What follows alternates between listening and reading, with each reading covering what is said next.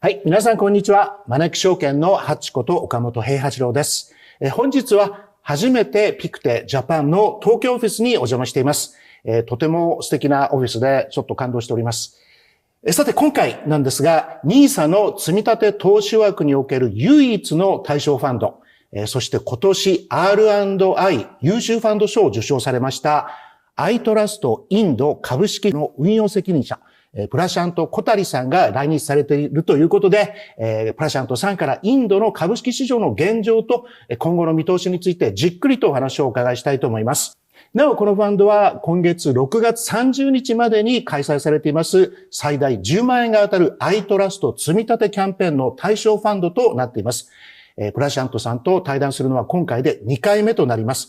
昨年に続いてまたこうやってお話できることを嬉しく思っています。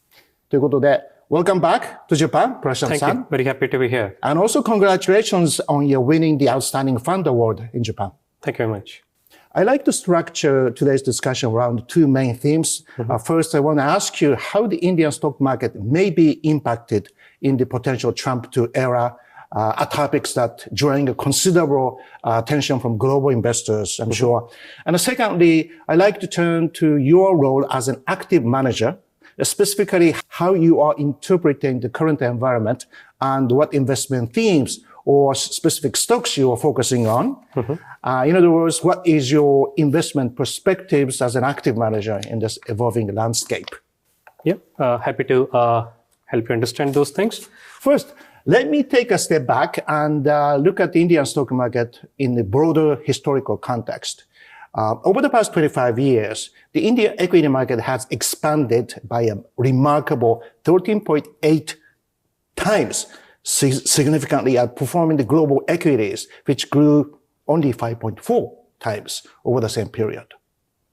Against this backdrop, how do you interpret the market correction we saw in 2024? So see, India has been obviously a great market for investors over the long term. But equity markets are not supposed to be linear. They are supposed to be volatile. And that is what we have seen happening time over again, that Indian markets, while they have trended up over the long term, there have obviously been phases in which the markets have gone down and gone up. And last year has been one of those phases where the markets have been a little bit volatile, a little bit downward movement. That's what we have seen. But I think we always have to keep in mind what has been the long-term picture out there. And we actually analyze this data going back, as you mentioned, last 25 years. We analyze this data, what happens when the markets correct. Okay, what should investors do? Because the usual reaction would be to panic and exit. Right. Okay, but what should they do? I mean, just looking at the history, what is it that it is teaching us? Okay, so when we look at all the market corrections which have happened in the last 25 years, we looked at all the months in which the markets were down at least 15% or more in the 6-month period. There are 25 such instances. What would happen if you were to invest at that point of time? Okay. Next 1 year return would be an average of 38% positive. Okay. Next 3-year return would be much higher. Next 5-year return is like triple digits. And it is not just because of 1 or 2 kind of a fluke instances. Actually, even the probability, just looking at the history, is very high. Like in a 1-year time frame, the probability that you'll make positive return is 68%. Over 3 years period, it is 92%. And 5-year, 10-year period, it's like 100%. You'll always make money if you're investing for longer at such down market corrections. So that was our learning, that whenever investors are seeing such corrections happening in the market, they have to actually think about it more positively, saying that now there's a discount sale going on. Okay, it is not something to be panicked about. It's something to be taking advantage of. Now, if you were to think about what is happening in the last kind of 1 year, obviously there have been some issues, some concerns in the minds of investors, which is leading to this market volatility. A couple of things there. One, as you can see, the economic growth has slowed down.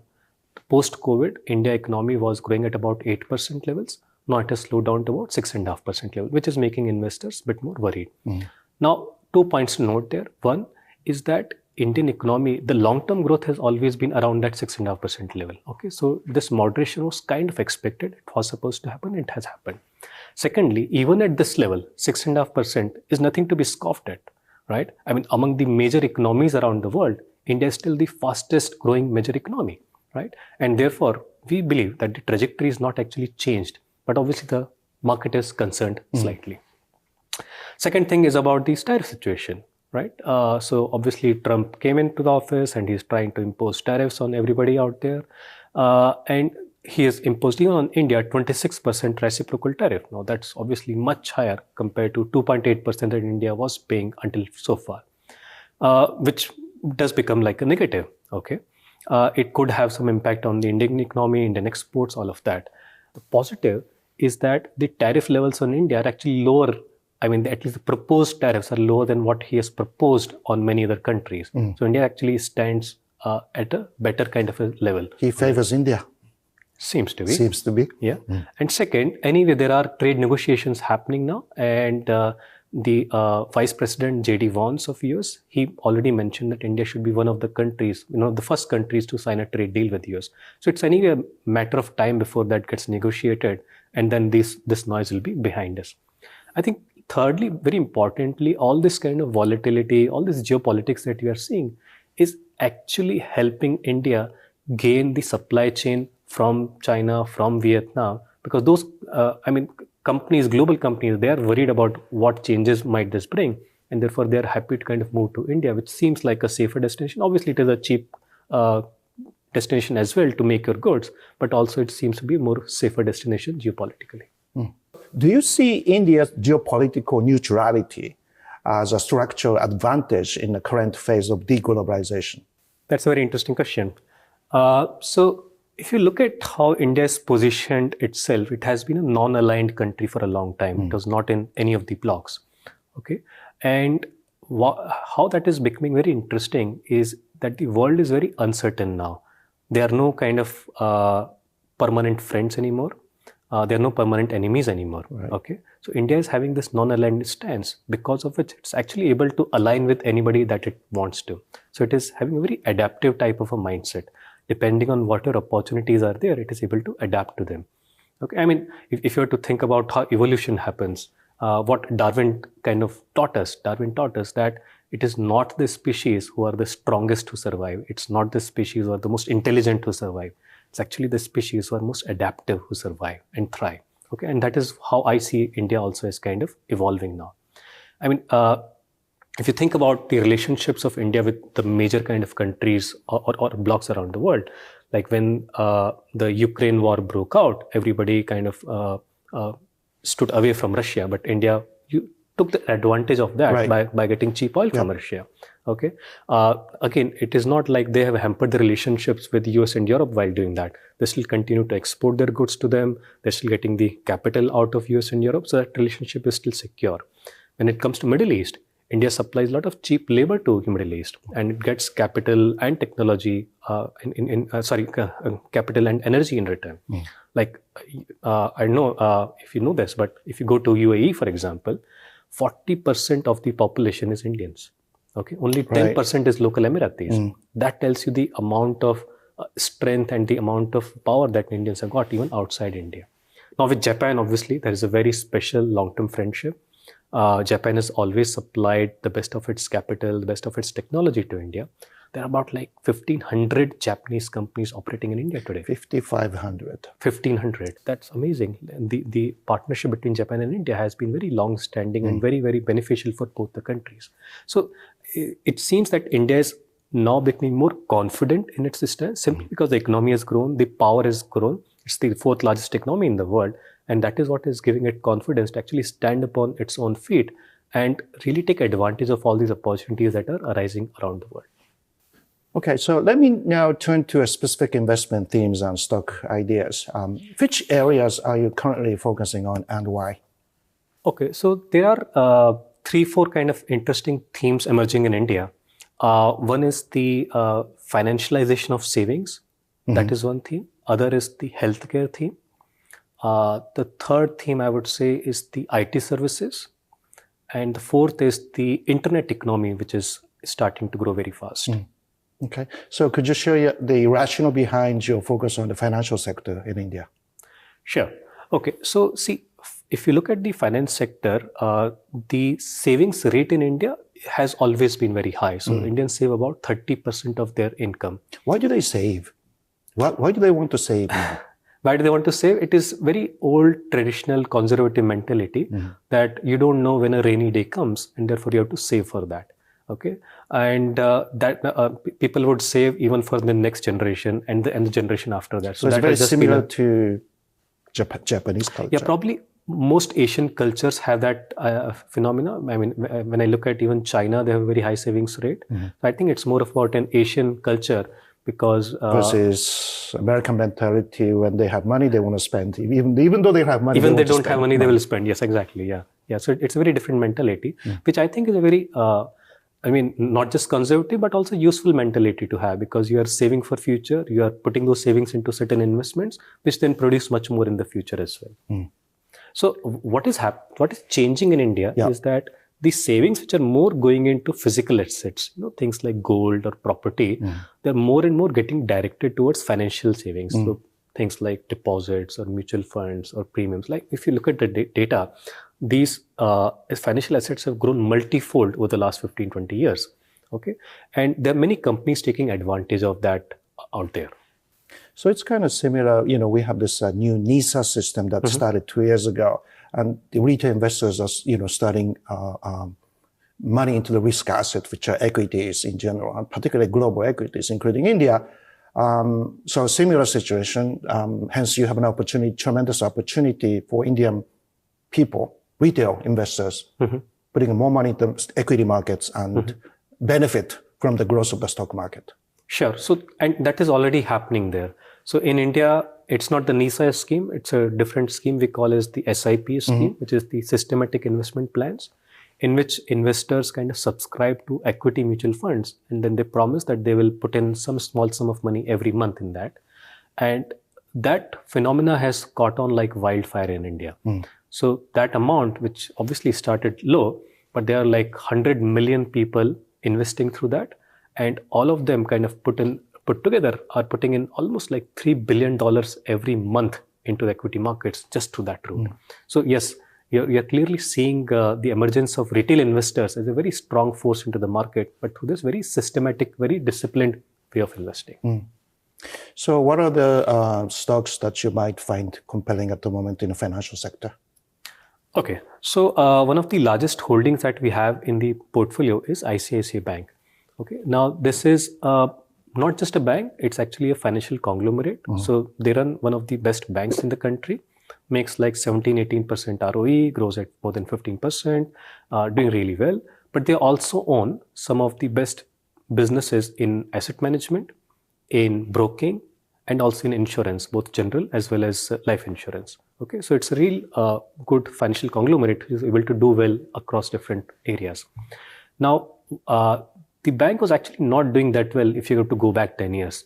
But they had a CEO change in 2018, which is when they started actually changing their culture. They said they'll become more customer-centric and more focused upon what risks they are taking. And that has actually transformed the entity.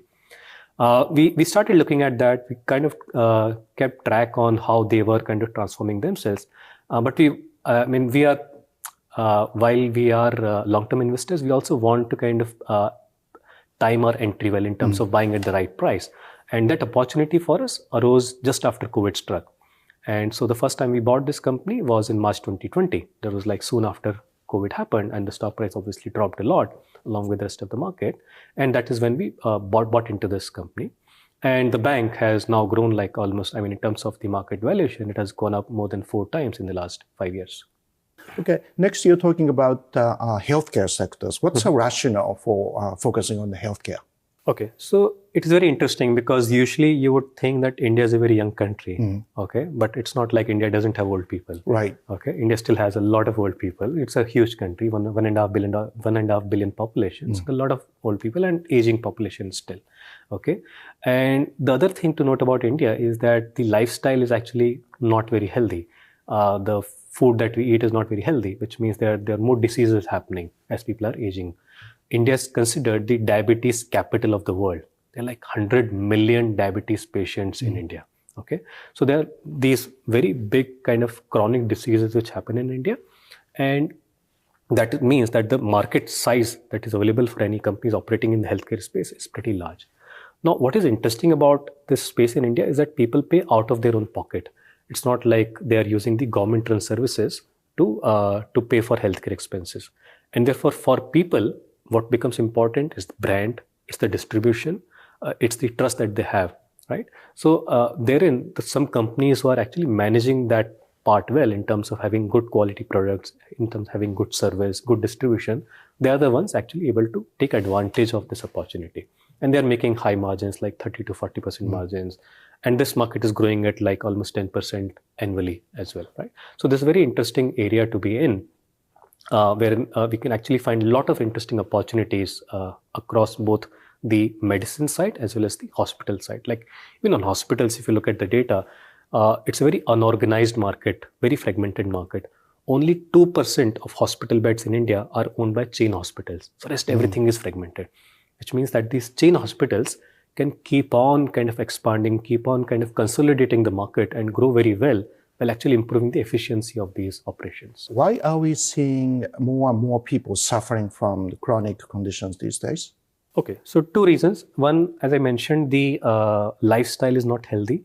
And the food that people eat is not very healthy. So what do they eat nowadays? I mean, it is said that, American export, things like McDonald's or Coca-Cola is not helping people globally. That's true. And unfortunately, the people of India are also kind of going more towards the Western cuisine rather than sticking to their own kind of traditional cuisine. So that is all obviously not helping.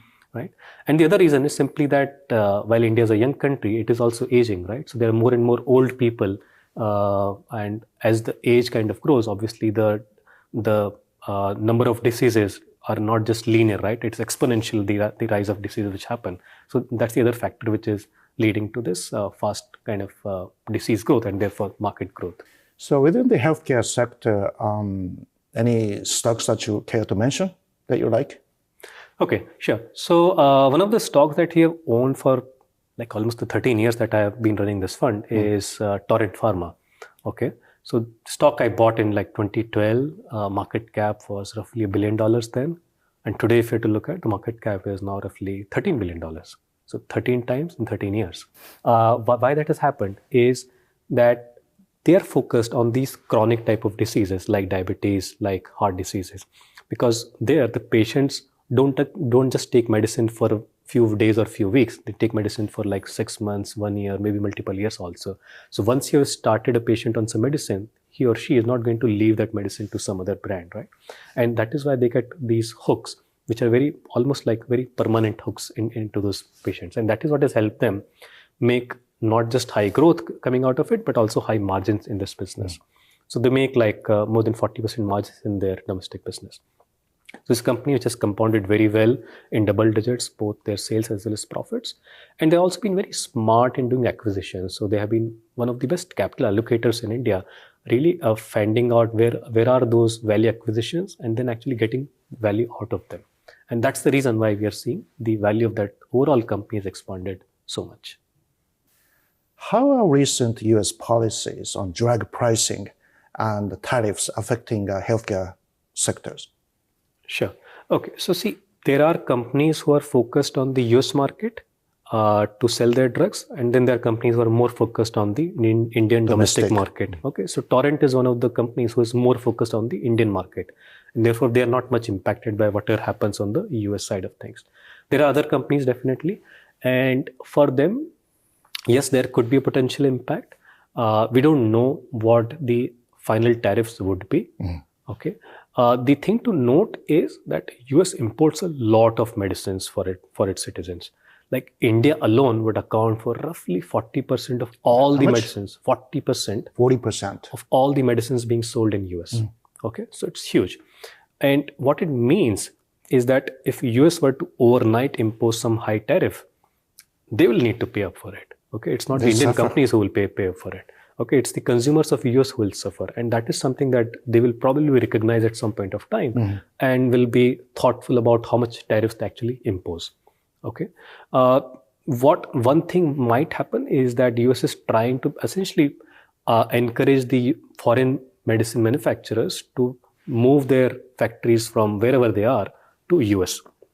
But it's not easy to operate a pharma factory in US with all the costs that the US will bring. So those are kind of negatives and positives that we need to kind of think about.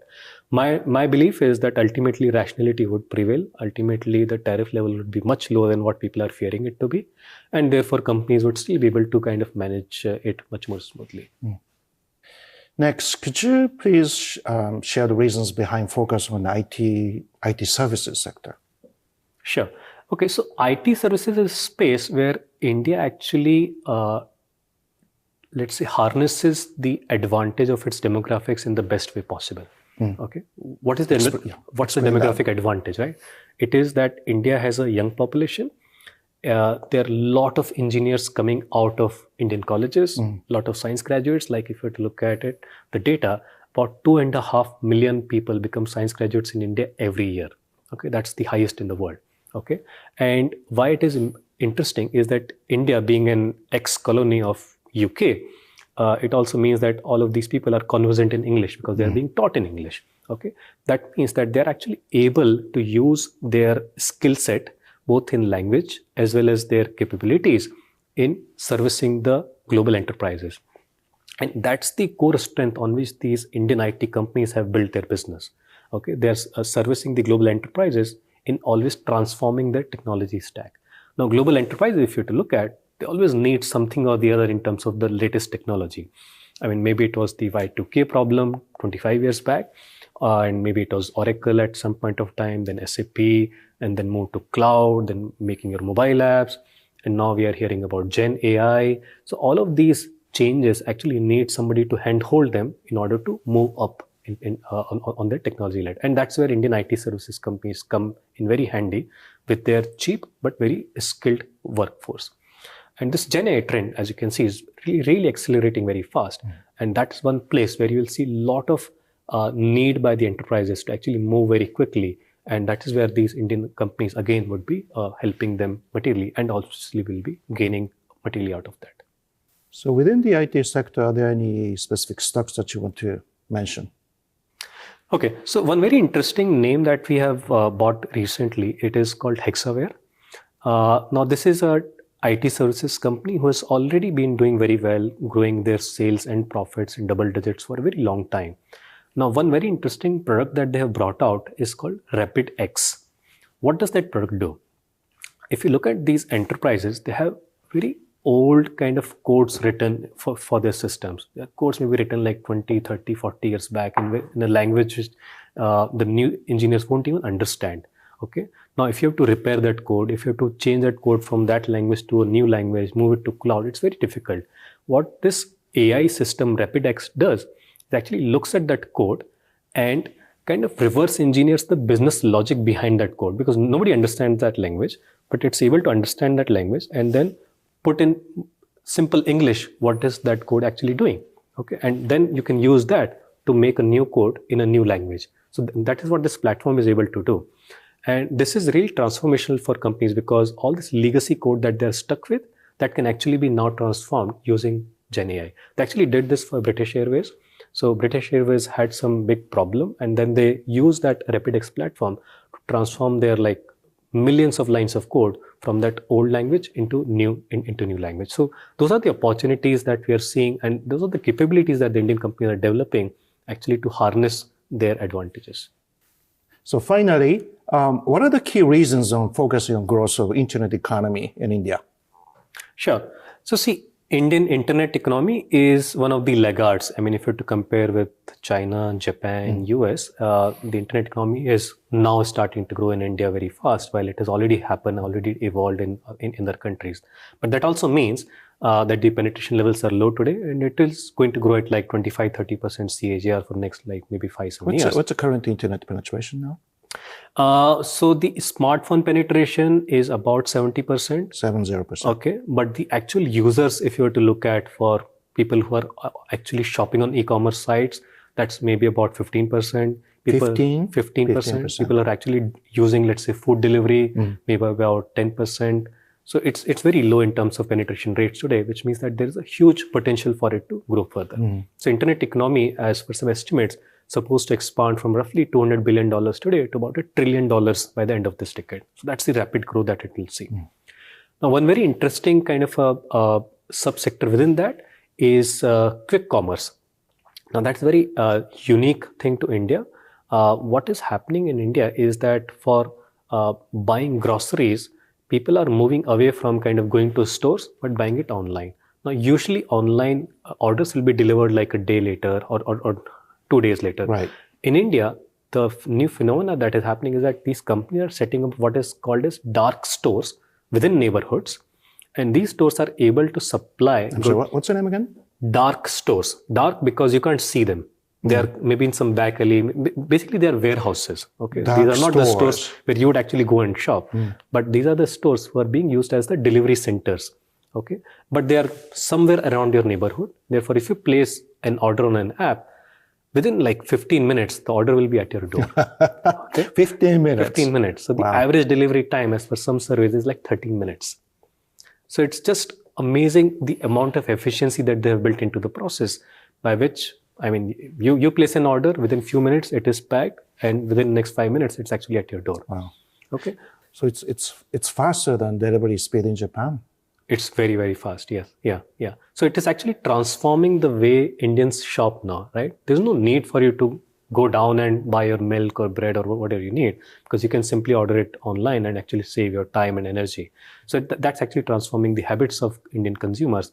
And so this sector is growing at like more than 100% year over year these days.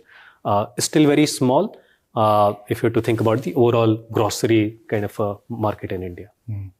What kind of margin do they make doing that? Okay, so see, you have to understand that this is a very nascent business, and therefore, as of now, they're basically breaking even. So if you have to go back few quarters, they were actually making losses because they're setting up these stores very, very rapidly, and there's a little bit of cost attached to that.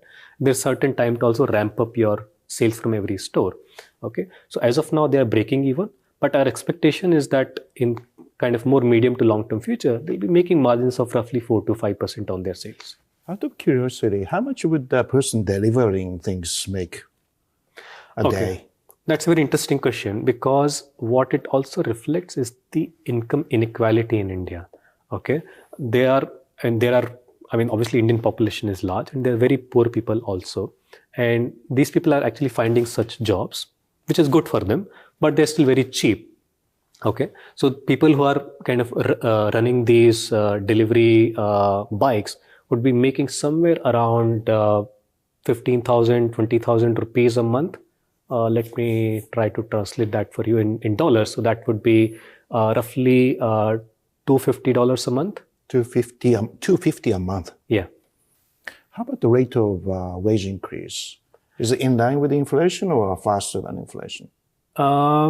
It is roughly in line with inflation. Yeah. So Warren Buffett, I think Warren Buffett's investment philosophy is particularly relevant when considering into investment in Indian equities.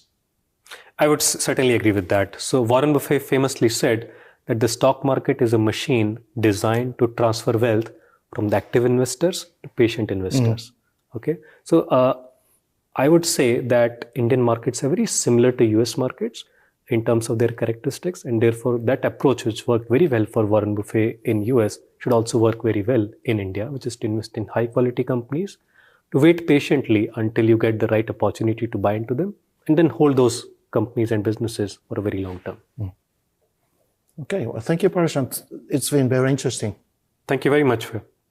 It's very interesting to talk to you. はい。ということで本日はiTrustインド株式の運用責任者でいらっしゃいますプラシャント・コタリさんをお迎えしまして、インド及びインド株につきまして非常に興味深いお話をお伺いしました。この動画が皆様の資産形成やインド株投資への参考となれば幸いです。本日は最後までご視聴いただきまして誠にありがとうございました。ありがとうございました。